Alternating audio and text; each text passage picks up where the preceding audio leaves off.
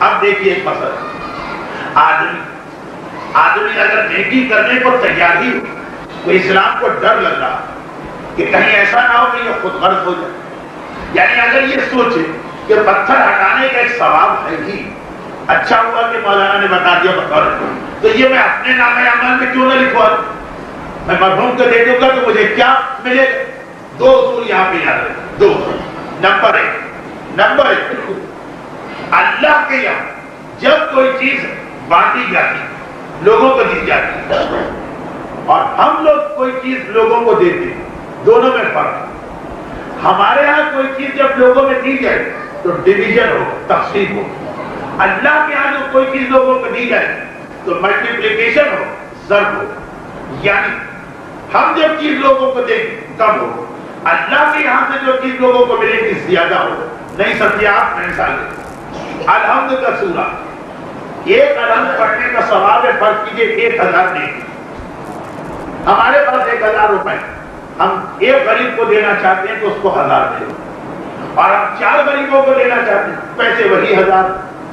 تو کیا ملیں گے؟ 250 250 جو ہماری چیز.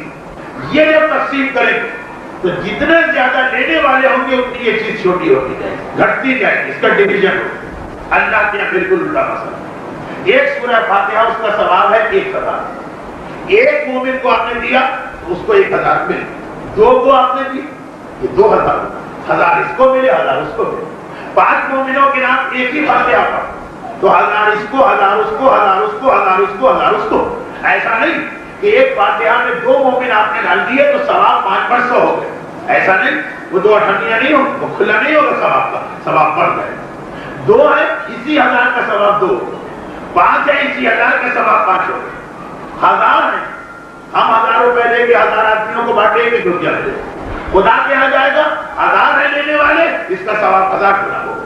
تو ایک تو یہ چیز ذہن میں آ جائے، کیونکہ بہت سے لوگ گھبراہٹ کی وجہ سے یہ برداشت نہیں کرتے کہ ان کی ماں یا ان کے باپ یا ان کے دادا یا ان کی دادی یا ان کے بیٹے کے سورہ فاتحہ میں کوئی اور شریک ہو جائے، وہ ڈر جاتے ہیں کہ ایسا تو نہیں ہے کہ جو میں ثواب دلوا رہا ہوں آدھا آدھا ہو جائے. یہ ہمارے یہاں ہے ہماری چیز.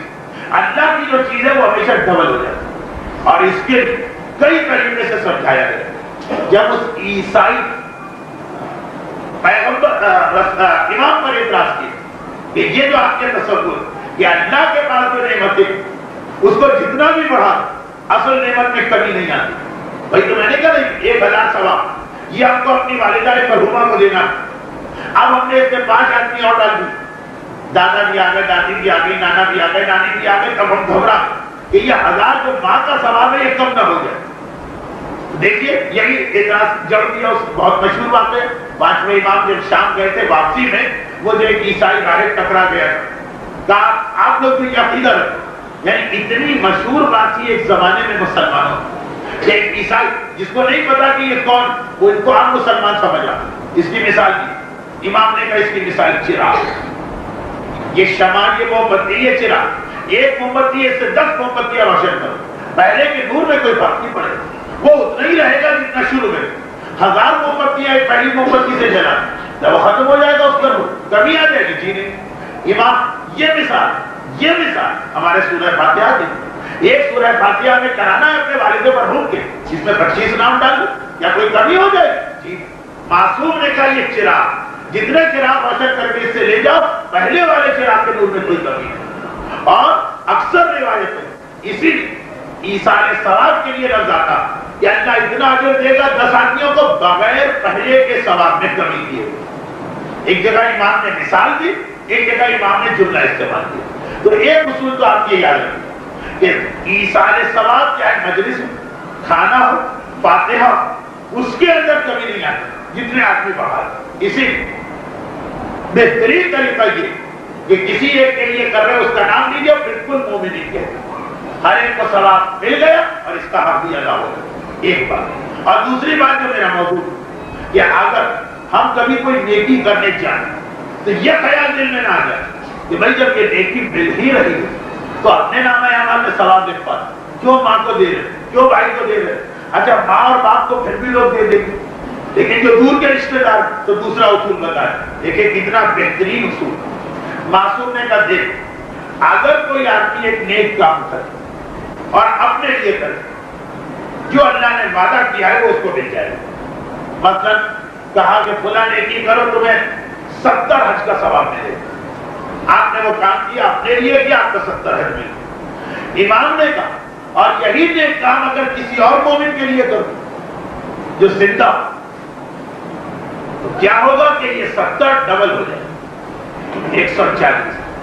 تمہیں تمہارے 70 مل جائیں گے، اس کو بھی پورے 70 چلے جائیں، جس کی نیت تم نے کی کہ میں اس کا ثواب اس کو دے گا۔ اب آپ نے کہا میں زیارت کر کے آئے، اس کا ثواب میں اپنی والدہ کو دیتا ہوں جو زندہ۔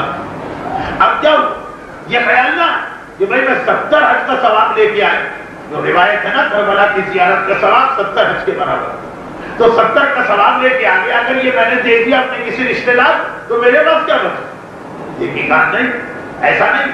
جس طرح بھی آپ نے سنا ایک فاتحہ میں 10 نام ڈالے 10 گنا ہو جائے، اسی طرح سے زندہ آدمی نے زندہ آدمی کو ثواب پہنچایا، ڈبل ہو، اس کو پورا 70 کا ثواب ملے۔ تمہارا نامہ اعمال خالی نہیں، تمہیں اتنا ہی ثواب ملے اگر تم یہ خالی اپنے لیے کر دو۔ اور دیکھیے وہ احمق تو ہوا نا کہ جب اتنا ہی ثواب مل رہا ہے دوسرے کو پہنچا کر پھر بھی کہنا اس کو نہیں پہنچاؤں گا، میں تو خالی اپنے لیے ثواب لوں۔ یہ یا احمق ہو یا حاسد ہو، حسد کرنے والا جو یہ برداشت نہیں کر سکتا کہ نیکی میں نے کی ہے ثواب ہو جائے۔ خطرناک ترین گناہ ہے حسد۔